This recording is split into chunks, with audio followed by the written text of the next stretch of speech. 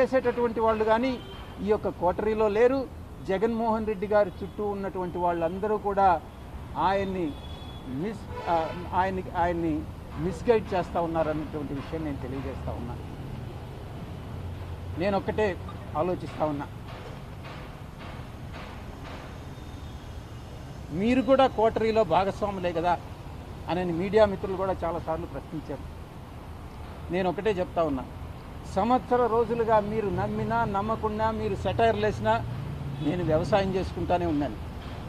అప్పుడప్పుడు నేను గమ్ముగా ఉండలేను కాబట్టి నాకున్నటువంటి స్వల్పమైనటువంటి రాజకీయ పరిజ్ఞానంతో ఏదో ట్వీట్స్ పెట్టడం, ఏదో టెక్నికల్గాను అకాడమిక్గాను ట్వీట్స్ పెట్టడం చేస్తూ ఉన్నాను.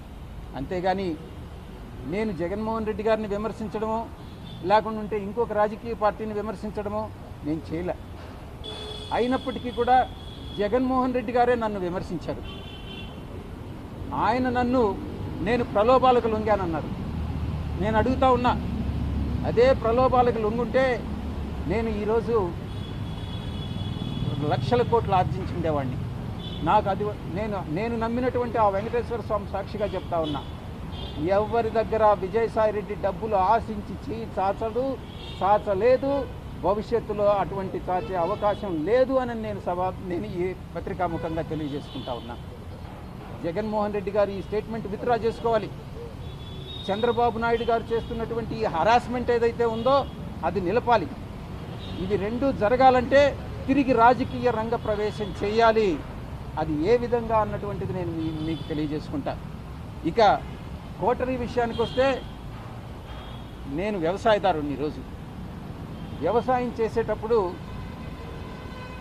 యజమానికి పాలేరు ఉంటాడు.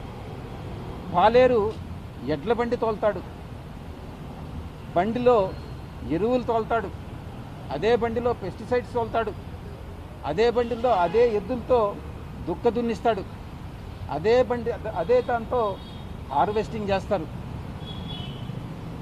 కానీ ఈ పాలేరులాగా నేను ఈ యొక్క 15 సంవత్సరాలుగా, అంటే 2009 నుంచి ఈ రోజు వరకు జగన్మోహన్ రెడ్డి గారికి ఒక పాలేరులాగా నేను పనిచేశాను. చిత్తశుద్ధితో నిజాయితీగా పనిచేశాను జగన్మోహన్ రెడ్డి గారికి. చంద్రబాబు గారు నాయుడు ఎంత దూరమైనా పోయి విమర్శించేటటువంటి స్థితిని తీసుకెళ్ళాను నేను.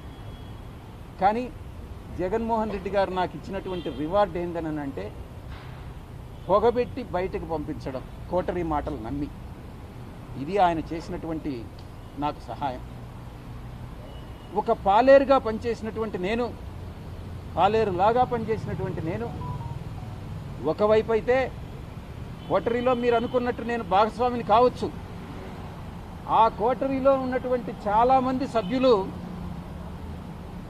పంది కొక్కుల్లాగా ఏదైతే జగన్మోహన్ రెడ్డి గారు కష్టపడి పండించి ఆయనకు పాలేరులాగా పనిచేసి నేను పండించి ఆయన కోసం నేను శ్రమపడ్డానో దాన్ని పంది కుక్కుల్లాగా తిన్నటువంటిదే ఈ కోటరీలో ఉన్నటువంటి కొంతమంది సభ్యులు. ఈ